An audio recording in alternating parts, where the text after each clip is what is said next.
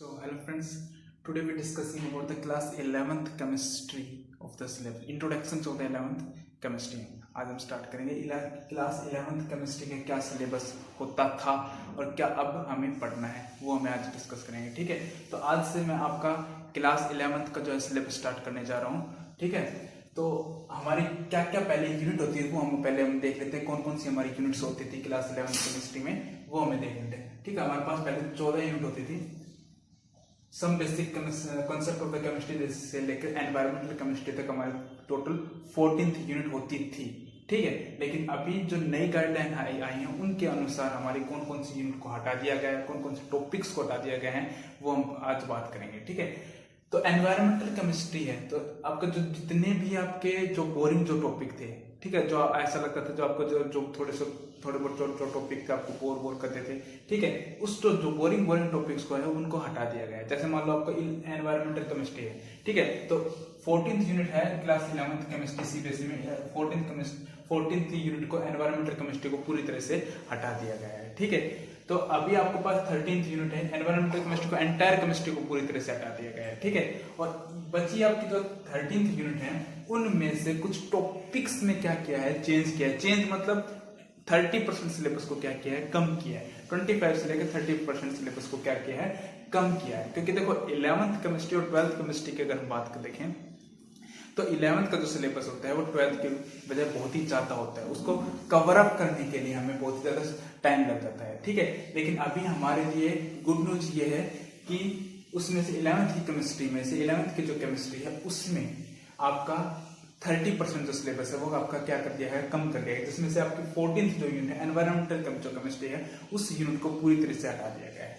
ठीक है, तो अब हम पहले यूनिट की बात करते हैं, some basic concept of the chemistry की बात करते हैं। तो कौन कौन सी टॉपिक्स को है वो हटा दिया गया है वो मैं आपको बता देता हूँ। कौन कौन से टॉपिक्स को है आपका हटाया गया है। ठीक है, तो उनसे फर्स्ट है topic nature of the matter, chemical combination, Dalton atomic theory, concept of the element, atomic and molecule. ठीक है, तो आपके जितने भी जो लॉज थे, जितने भी आपके लॉ थे, laws of the chemical combinations थे, ठीक है, लॉज ऑफ केमिकल कॉम्बिनेशन थे, डाल्टन एटॉमिक थ्योरी, उन सबको हटा दिया गया है। क्योंकि देखो Dalton atomic theory, laws of the chemical combination हम क्लास 9th में पढ़ के आते हैं। ठीक है, तो क्लास 9th में हमने पढ़ लिया तो यहाँ पे हमें पढ़ने की जरूरत नहीं है, तो इसलिए उसको उन टॉपिक्स को हटा दिया गया है।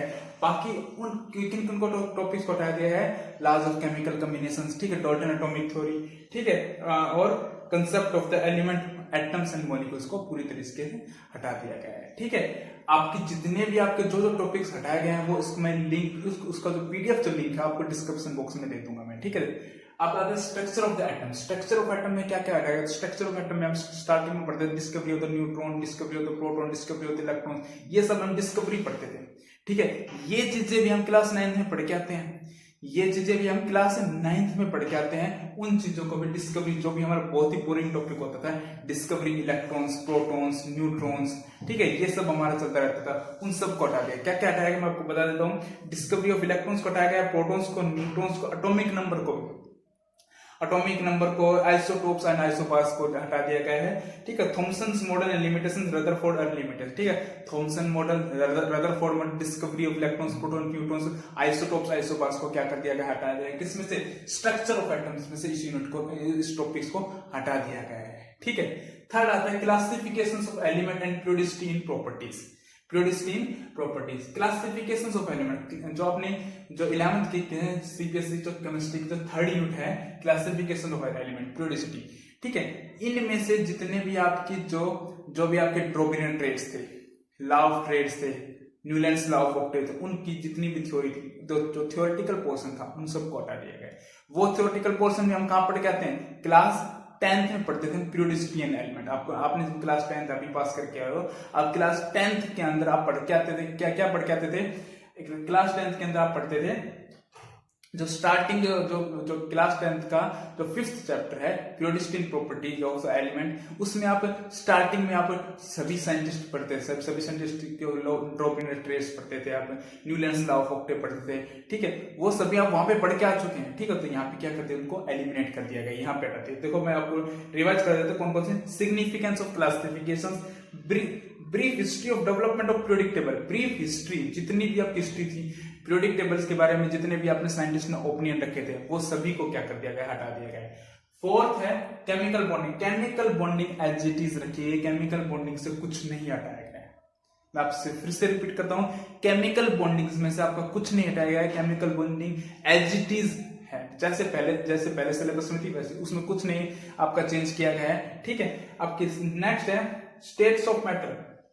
स्टेट्स ऑफ मैटर्स में जो आपके लिक्विड, स्टेट्स ऑफ मैटर में क्या आता है, लिक्विड आता है, स्टेट आते हैं, और आपकी गैस स्टेट है। उसमें से क्या हटाया गया है आपका लिक्विफिकेशन हो गया, critical temperature, kinetic theory of the molecules, vapours pressure, viscosity, surface tension, ये सब हटाया गया है। ठीक है, बहुत ज्यादा इसमें स्टेट्स ऑफ मैटर में तो आपको बहुत ही ज्यादा, लगभग सभी हटा दिया। ये समझो आपका बहुत ही ज्यादा पोर्शंस है वो आपका हटा रखा है। ठीक है, अब आता है आपका थर्मोडायनेमिक्स। थर्मोडायनेमिक्स एकदम मोस्ट इंपोर्टेंट चैप्टर माना जाता है आपका।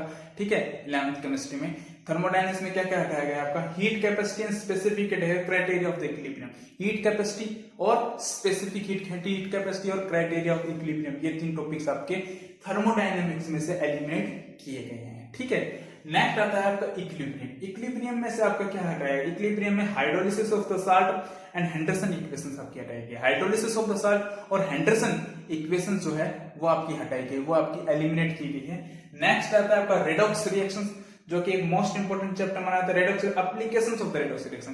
देखो रेडॉक्स रिएक्शन आपको सभी पढ़ना है, लेकिन एप्लीकेशंस ऑफ रेडॉक्स रिएक्शन, जहां पे हम रेडॉक्स रिएक्शन की अप्लाई करते हैं, वहां पे रेडॉक्स रिएक्शन की जो एप्लीकेशंस हैं वो आपकी एलिमिनेट कर दी गई है। ठीक है, नेक्स्ट आता है एस ब्लॉक एलिमेंट्स में तो बहुत कुछ हटा दिया गया है। एस ब्लॉक एलिमेंट में तो ये देखिए, सॉरी हाइड्रोजन आता है। हाँ, हाइड्रोजन में आपका क्या हटाया गया है, प्रिपरेशन, प्रॉपर्टीज और uses of hydrogen, hydrogen peroxides, preparation, reaction structure and uses.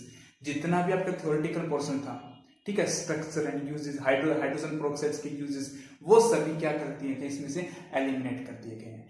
ठीक है, नेक्स्ट आता है आपका एस ब्लॉक। एस ब्लॉक में तो बहुत कुछ हटा रखा है इन्होंने। एस ब्लॉक में तो देखो preparations, properties of some important compound, sodium carbonate, sodium chloride, sodium hydroxide, sodium hydrogen carbonate, biological importance, potassium, calcium oxide, calcium carbonate, their industrial uses and biological importance of the magnesium, calcium. ठीक है, जितना भी आपका theoretical portion था, इसमें भी आपका theoretical portion था, जितना भी आपकी थ्योरी भरी हुई थी, जितना भी आपको बोरिंग पोर्शन, मैं आपसे कहूंगा आपको बोरिंग पोर्शन जितना भी पोर्शन था वो सब कुछ आपका एलिमिनेट कर दिया गया है। ठीक है, पी ब्लॉक एलिमेंट्स में भी आपके लगभग पी ब्लॉक एलिमेंट्स तो आपका 50 to 60% ही एलिमिनेट कर दी गई है।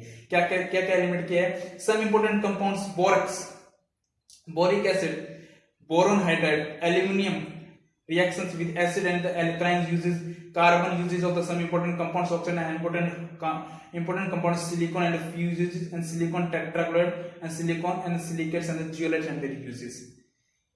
ये सभी पोर्शन है, ये हटा दे। लेकिन ये मैं आपको बता दूं, ये जो पोर्शन था आपका, ये आपके जितने भी आपके कॉम्पिटिटिव एग्जाम होते हैं, नीट, जेई मेंस के लिए बहुत ही ज्यादा इंपॉर्टेंट है। जियोलाइट्स वगैरह, सिलिकॉन, सिलिकेट्स से इंपॉर्टेंट क्वेश्चन उठते हैं, वहां से आपके इंपॉर्टेंट क्वेश्चन उठते हैं वो पोर्शन, लेकिन आपके बोर्ड एग्जाम के लिए, एनुअल एग्जाम के लिए हटा दिया गया है। नेक्स्ट आता है ऑर्गेनिक केमिस्ट्री में स्टार्ट करते हैं। Organic chemistry method of purification, qualitative and quantitative analysis. Qualitative और क्वांटिटेटिव एनालिसिस को क्या कर दिया, ऑर्गेनिक केमिस्ट्री में से एलिमिनेट कर दिया गया। और नेक्स्ट है आपका hydrocarbon, free radical mechanism and halogenation and combustion and pyrolysis. ठीक है, जितनी भी हाइड्रोकार्बन में आपकी रिएक्शंस आती है, कौन कौन सी पायरोलिसिस एंड हाइड्रोजनेशन जो रिएक्शंस होते हैं वो आपके हटा देगा। और नेक्स्ट है एनवायरमेंटल केमिस्ट्री। एनवायरमेंटल केमिस्ट्री है वो आपका तो टोटल ही एंटायर यूनिट को क्या कर दिया गया, आपकी एलिमिनेट कर दिया गया है। अब देखो आपके पास 13th यूनिट बनती है, कितनी यूनिट बनती है जी, 13th यूनिट बनती है आपकी 11th सीबीएसई केमिस्ट्री में। कौन सा है, नॉट एचबीएसई, ये कौन सा आपका सीबीएसई का सिलेबस है, central board of the secondary education, CBSE का जो सिलेबस है। ठीक है, अब इसकी जो आपकी जो पीडीएफ, तो सभी टॉपिक्स को लिखना तो यहाँ पे थोड़ा सा मुश्किल हो जाता है, लेकिन इसलिए आपका जितना भी आपका एलिमिनेट किया है, डिलीट जो सिलेबस है, देखो 2 पीडीएफ डाल दूंगा मैं यहाँ पे, एक तो डिलीट की हुई और फिर आपको पढ़ना क्या है, रिवाइज जो सिलेबस है, वो दोनों की पीडीएफ में आपको डिस्क्रिप्शन बॉक्स में उसका लिंक आपको शेयर कर दूंगा। ठीक है जी, तो अभी क्या है, 13th यूनिट है हमारे पास। अभी देखो पढ़ना है, तो देखो अब आज से हम क्या करेंगे, स्टार्ट करने वाले हैं। पहले मैं सबसे पहले आपको स्टार्ट करने से पहले मैं आपको 11th ये जो केमिस्ट्री का सिलेबस है वो आपसे रूबरू करवाना चाहता था। ये आपका जो है सिलेबस है, नए सिलेबस क्या है वो मैं आपको लिंक है वो शेयर कर दूंगा। ठीक है, जो अब ये हमारे पास ये यूनिट है, तो 13 है यूनिट है, वो हमें यहाँ पे पढ़नी है। ठीक है, तो अभी क्या होता है कि जो सिलेबस 11th केमिस्ट्री का सिलेबस बहुत ही वास्ट सिलेबस होता है। ठीक है, तो उसको कंप्लीट करने के लिए हमें थोड़ा सा एफर्ट लगाना पड़ेगा। मेरे एफर्ट से कुछ नहीं होगा, आप लोगों को भी थोड़ी सी हेल्प करनी पड़ेगी। ठीक है, थोड़ा सी हेल्प आप करोगे, थोड़ा सा हेल्प मैं यहां से करूंगा, तो तभी जाके अपना 11th केमिस्ट्री का जो सिलेबस है वो कंप्लीट हो पाएगा। ठीक है, तो 13th जो यूनिट है, देखो अब यहाँ पे बात ये आती है कि अभी क्लास 10th से आप क्लास 11th में आए हो। ठीक है, क्लास 10 से लेके क्लास 11th में आए हो, आपके पास बहुत से ज्यादा कंफ्यूजन होते हैं। कंफ्यूजन क्या होते हैं भाई, हम यहाँ पे क्या लें, आर्ट लें, ठीक है, कॉमर्स लें या फिर साइंस लें। ठीक है, तीनों चीजें कंफ्यूजन में आती हैं, क्या चीज लें, क्या चीज पढ़ें, क्या चीज नहीं पढ़ें। ठीक है, कोई कंफ्यूजन की जरूरत नहीं है, तीनों ही जो स्ट्रीम है, तीनों स्ट्रीम है अपने आप में इंपॉर्टेंस रखती है। ठीक है, आप चाहे आर्ट लो या कॉमर्स लो चाहे साइंस लो, ठीक है, तीनों ही चीजें अपने आप में इंपॉर्टेंस रखती हैं। ठीक है, इनमें क्या क्या स्कोप निकलते हैं इसकी मैं अलग वीडियो में आपको शेयर कर दूंगा। क्या क्या आर्ट में क्या ऑप्शंस निकलते हैं, क्या क्या स्कोप होती है, कॉमर्स में क्या स्कोप होती है और साइंस में क्या स्कोप होती है। ठीक है, तो आज हम थोड़ा सा साइंस की बात कर लेते हैं कि बस साइंस में क्या क्या आते हैं। तो साइंस में आपको बड़ी बात ही पता है कि साइंस में आपके दो ऑप्शंस होते हैं, क्या आपका मेडिकल होता है और एक नॉन मेडिकल, मेडिकल्स और नॉन मेडिकल्स होता है। अब मेडिकल हो या नॉन मेडिकल, केमिस्ट्री तो आपको पढ़नी पड़ेगी भाई। मेडिकल होगा तब भी आपको क्या पढ़ोगे, फिजिक्स, केमिस्ट्री और बायोलॉजी पढ़ोगे। क्या क्या पढ़ोगे मेडिकल में, फिजिक्स, केमिस्ट्री और बायोलॉजी, पीसीबी पढ़ोगे। ठीक है, और नॉन मेडिकल होगा तो भी फिजिक्स, केमिस्ट्री और मैथ पढ़ोगे, पीसीएम पढ़ोगे। ठीक है, तो केमिस्ट्री और फिजिक्स है, दोनों में क्या होगी आपकी कॉमन होगी, वो तो आपको पढ़नी पड़ेगी। केमिस्ट्री है वो दोनों में आपको क्या करनी पड़ेगी, पढ़नी पड़ेगी। ठीक है जी, तो अब मैं बात करूं सिलेबस के बारे में, किस तरह से आपका सिलेबस है वो स्टार्ट होगा, कैसे कैसे हम आगे बढ़ेंगे, किस तरह से हम इन यूनिट्स को डील करेंगे, कब तक हमारा जो पोर्शन है वो कंप्लीट हो जाएगा। ठीक है, कैसे कैसे हम इसको रिवाइज करेंगे, वो सब बातें आज हम शेयर करेंगे। ठीक है, अब देखो हमारे पास 13th यूनिट है। अब आप प्रत्येक जो पहले एक यूनिट को अगर मैं कम से कम आपको 15 डेज देता हूं, 15 डेज, और टोटल वीडियो देखो, टोटल हर दिन एक वीडियो आपको शेयर जरूर करूंगा, हर दिन टोटल हर दिन एक वीडियो है वो आपको शेयर की जाएगी। ठीक है, और मैं 15 डेज में लगा के चल रहा हूं, सिलेबस को कम करने के बाद 15 डेज है, 15 डेज की एक यूनिट को 15 डेज दे रहा हूं मैं, मान लो क्या दे रहा हूं, 15 डेज, एक यूनिट को मैं 15 डेज दे रहा हूं, तो टोटल यूनिट कितनी है हमारे पास, 15 गुना 13, तो टोटल यूनिट हमारे पास कितनी है, 13, और कितना हो गया ये हमारे पास, ये हो गया 195, तो 195 डेज लगेंगे हमें इस सिलेबस को कंप्लीट करने के लिए। ठीक है, 195 मतलब महीने कितने हो गए हमारे पास, हार्डली महीने हो गए हमारे पास 6.5, 6.5 महीने हो गए। 6.5 महीने में हम इसको अप्रोक्सीमेटली इसको क्या कर पाएंगे, इसको कवर अप कर पाएंगे 6.5 महीने में। अगर मैं एक यूनिट को 15 एवरेज देता हूं, एवरेज मतलब कि एक में कभी कोई बड़ी यूनिट आ गई तो उसमें 18 दिन भी लग सकते हैं, कोई छोटी यूनिट आ गई उसमें 13 दिन भी लग सकते हैं। ठीक है, तो मैं अगर मैं 15 दिन का लेके चलता हूं हर एक यूनिट का, तो 15 दिन है तो 13 यूनिट है हमारे पास, 195 डेज होंगे, तो मतलब 6.5 मंथ। ठीक है, 6.5 महीने हो गए हमारे पास। ठीक है, तो 6.5 महीने में अगर लगा के चलता हूं तो मैं ये चाह रहा हूं कि आपके जनवरी मिड तक आपका सीबीएसई 11th केमिस्ट्री का जो सिलेबस है वो कंप्लीट हो जाना चाहिए। जनवरी मिड तक मैं इतना ज्यादा फोर्स क्यों कर रहा हूं, जनवरी मिड तक क्यों कर रहा हूं, क्योंकि जनवरी मिड तक मतलब कि 15th ऑफ जनवरी तक सिलेबस कंप्लीट करवाना ही करवाना है। क्यों करवाना है, इसलिए करवाना है क्योंकि आपको सबसे ज्यादा देखो सिलेबस जल्दी इसलिए करवाना होता है क्योंकि आपको सबसे ज्यादा रिवीजन का टाइम मिल जाए। देखो 15 डेज एक यूनिट के लिए 15 डेज मोर देन इनफ है। ठीक है, 15 डेज है वो इनफ है, क्योंकि देखो अगर मेरे को लगा, देखो अक्टूबर या नवंबर तक अगर लगा कि भाई सिलेबस है वो ज्यादा है, ठीक है, सिलेबस है वो ज्यादा है, तो मैं एक दिन की 2 वीडियो डाल दूंगा। एक दिन की 2 वीडियो डाल दूंगा, लेकिन आपका सिलेबस हो 15 जनवरी तक, मतलब आपका जो सिलेबस है वो 15 जनवरी तक कंप्लीट होगा ही होगा। कब? 15 जनवरी तक जो है कंप्लीट होगा ही होगा, क्योंकि देखो 15 जनवरी के बाद आपको रिवीजन करवाना बहुत ही ज्यादा मोस्ट इंपोर्टेंट है, क्योंकि जब तक यूनिट का रिवीजन जब तक नहीं होगा, आप भले ही 13 यूनिट में तो 2 यूनिट छोड़ दीजिए, 11 यूनिट कर लीजिए, 10 यूनिट कर लीजिए, लेकिन वो यूनिट ऐसी होनी चाहिए आपकी फिंगर टिप्स पे होनी चाहिए, तभी उन यूनिट्स को पढ़ने का फायदा है, तभी केमिस्ट्री सीखने का फायदा है, ठीक है, वरना कोई फायदा नहीं है, वरना कोई भी फायदा नहीं है, ठीक है। देखो सबसे ज्यादा ये कीजिए, आप एक ही मूल मंत्र फॉलो कीजिए, कम खाओ और अच्छा खाओ, कम खाओ और अच्छा खाओ, क्योंकि यूनिट चाहे कम पढ़ लो, लेकिन आपको अच्छे से पढ़नी है। क्या पढ़नी है? अच्छे से। 15 डेज है, 15 डेज मोर देन इनफ होते हैं, अच्छे से आपकी कंप्लीट हो जाएगी यूनिट, कोई दिक्कत नहीं है। 15 जनवरी तक आपका सिलेबस लगभग आपका 15 जनवरी तक आपको कंप्लीट सिलेबस हो जाएगा, ठीक है। लेकिन मेरे करवाने से कुछ नहीं होगा, रोज एक वीडियो में डालूंगा, आपको रोज अच्छे से देखो। सबसे पहले आपको करना क्या है, कॉपी पेन लेके बैठना है, कॉपी पेन लेके बैठना है और वीडियो स्टार्ट कर देनी है। वीडियो स्टार्ट करने के बाद कॉपी पेन लेके बैठना है। देखो अगर आप बेड पे लेटे अगर यूट्यूब से अगर आप कोई वीडियो देख रहे हो तो उस वीडियो को देखने का कोई फायदा नहीं है, वरना देखो ही मत, कोई फायदा नहीं है उस वीडियो का, देखना बंद कर दीजिए तो कोई दिक्कत नहीं है। लेकिन अगर आप चैनल से जुड़े हुए हैं और आप पढ़ना चाहते हैं तो वीडियो स्टार्ट करने के बाद आप कॉपी पेन लेके बैठिए, घर में एक कोना पकड़िए, ठीक है, एक टेबल मेज लीजिए और उस पर एक वीडियो स्टार्ट कीजिए और कॉपी पेन लेके बैठिए, तभी उस वीडियो को देखने का फायदा है। प्रॉपर नोट्स बनाइए। अगर नहीं आता है, कोई सब कुछ चीज नहीं समझ आती, अगर आपका कोई प्रॉब्लम्स होते कमेंट बॉक्स में कमेंट कीजिए, ठीक है, तभी वो वीडियो देखने का फायदा, अदरवाइज कोई फायदा नहीं है, ठीक है।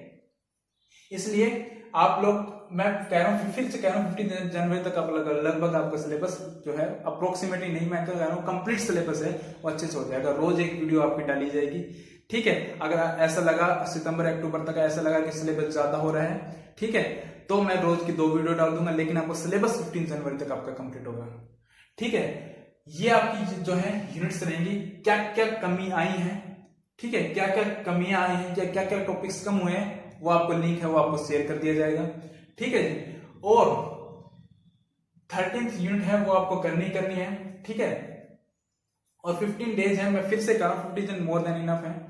और साथ के साथ हम हमेशा देखो, साथ के साथ 15 डेज में और बोर्ड लेवल के साथ साथ हम अपने नीट के और जेई के क्वेश्चंस भी प्रैक्टिस करेंगे, ठीक है। जैसे कि होगा क्या कि आपको एक आपको जैसे एक चैप्टर पढ़ा दिया, चैप्टर पढ़ाने के बाद उसके एक वीडियो आपकी बोर्ड लेवल के एग्जाम के क्वेश्चन है उसकी, ठीक है, फिर उसके बाद नीट के, फिर आईटी जेई के क्वेश्चंस की डाली जाएगी, ठीक है।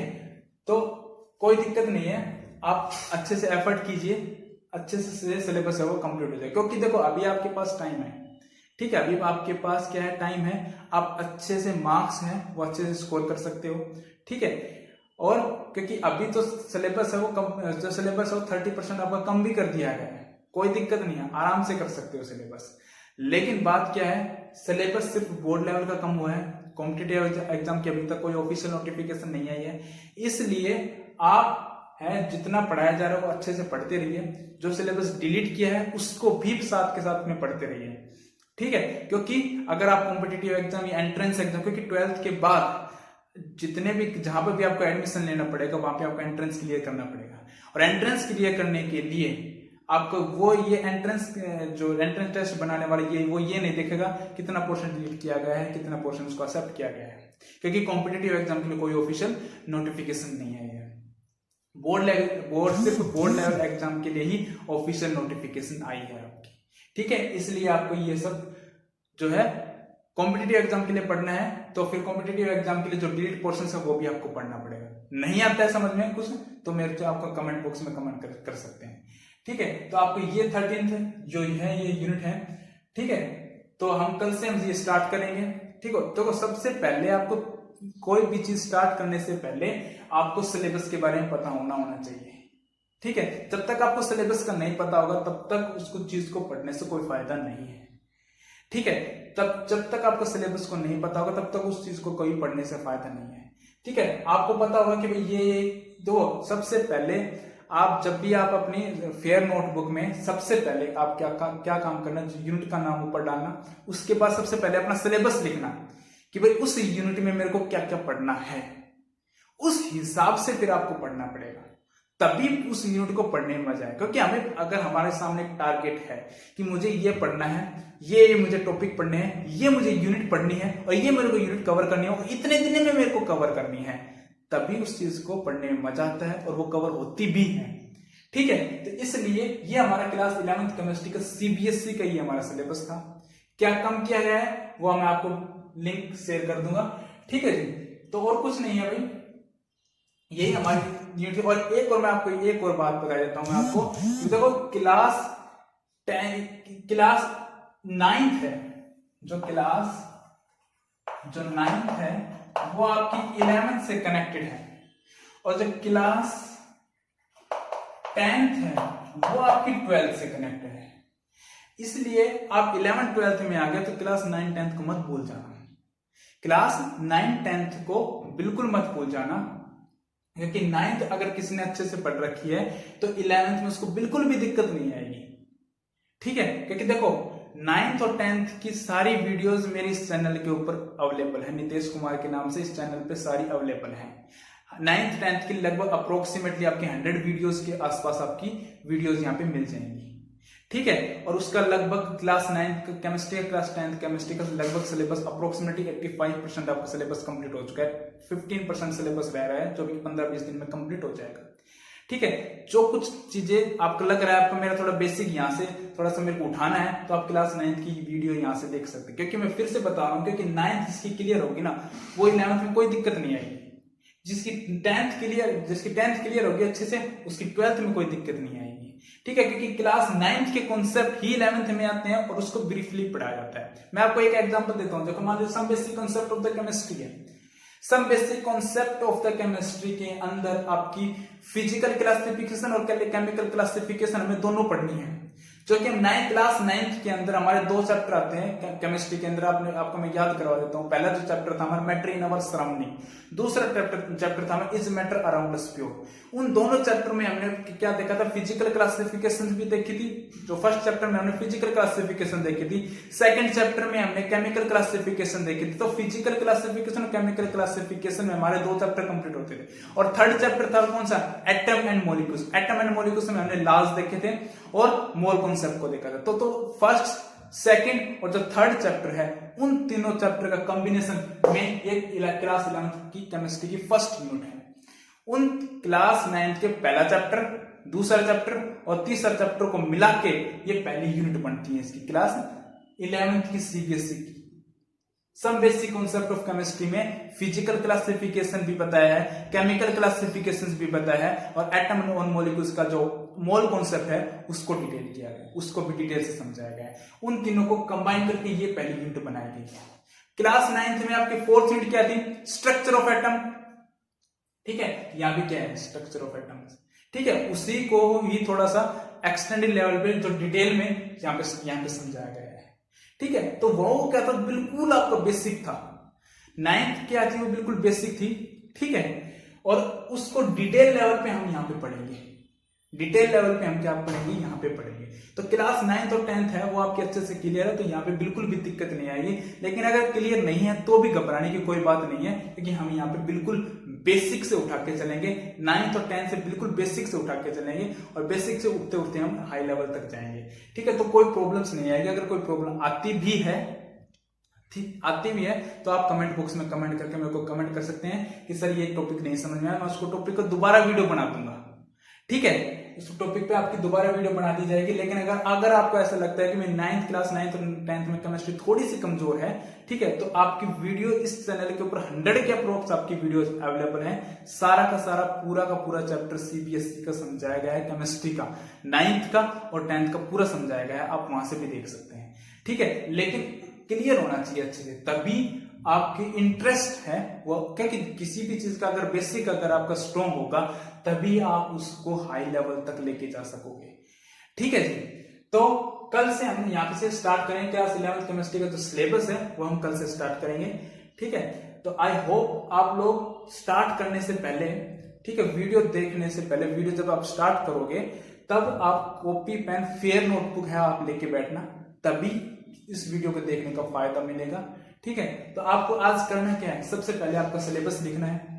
ठीक है, जो आपका सिलेबस कम हुआ है, जो डिलीट हुआ है, उस सिलेबस को फेयर नोटबुक में लिखना है। ठीक है, मैं लिखवाने का क्या मतलब क्या बनता है, हमें वो याद थोड़ी ना करना है, लेकिन आपको एक आइडिया होना चाहिए कि हमें क्या क्या पढ़ना है और हमारे सिलेबस में से क्या क्या डिलीट हुआ है, ये चीजें आपको पता होनी चाहिए, तभी आपको आगे पढ़ने में मजा आता है। ठीक है जी, तो ओके, इस वीडियो के यहां तक ही अंत करते हैं और कल से हम स्टार्ट करेंगे आगे।